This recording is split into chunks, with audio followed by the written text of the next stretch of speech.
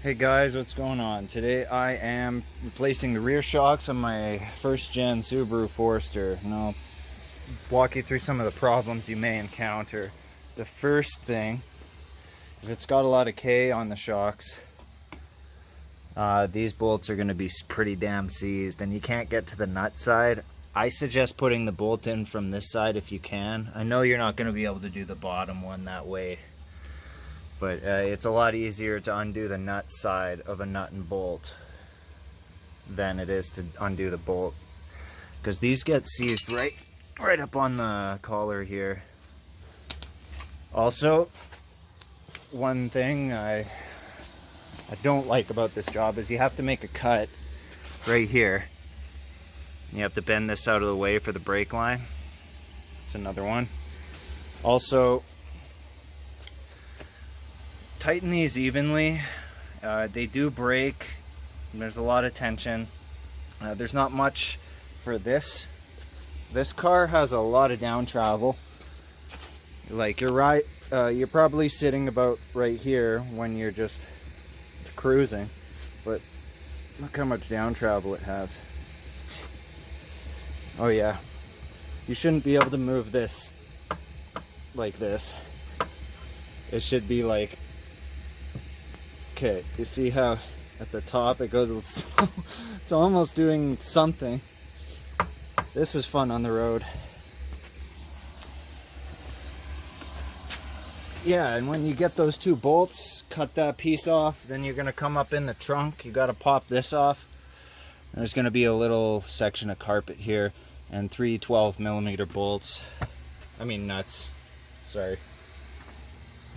And yeah, I mean that's pretty much all you're gonna run into. I'm not gonna tell you how to use the spring compressors on this. You really should look up another video. I just tighten it evenly. It's actually not that tight. Alright, good luck out there, have fun. Getting these bolts lined up, I used a small screwdriver and then a bigger screwdriver, and then kind of got the bolts in. But for the bottom one, I think you're gonna need a jack up on the hub so that it kind of rotates. You push back on the shock and you get it.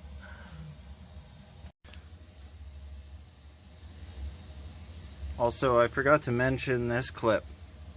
So to get these off, you're just gonna take a pair of side cutters, and you grab it like this and wiggle it and pry it up with a flathead screwdriver at the same time. As long as you're pivoting it, it should come out pretty easy.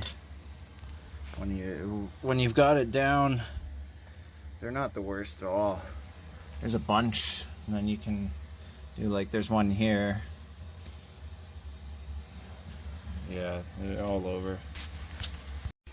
Also, before I forget, I've got this in the vise perfectly straight up and down. When you go to install this upper strut mount, you gotta make sure that it's the same way. A lot of the time, I'll take a paint marker, mark here along the spring all the way up to the mount, because you can be off a tiny bit on this one, but if it's more than, let's say, 4 degrees off, it's gonna fight you going in, and it's always gonna have that little bit of a twist. It won't actually hurt anything, but it's not gonna help during the installation. Also, another thing is the front suspension on this. When you do the struts, most of the time you're going to need an alignment, because all of the adjustments are in those strut bolts right here. So on this one, the holes are almost too small for the bolt to go through, so it kind of self-centers itself. So there's actually no way you can mess up the rear alignment doing shocks. Don't forget to transfer over all your parts. The bump stop that I was banging, that's what it should look like.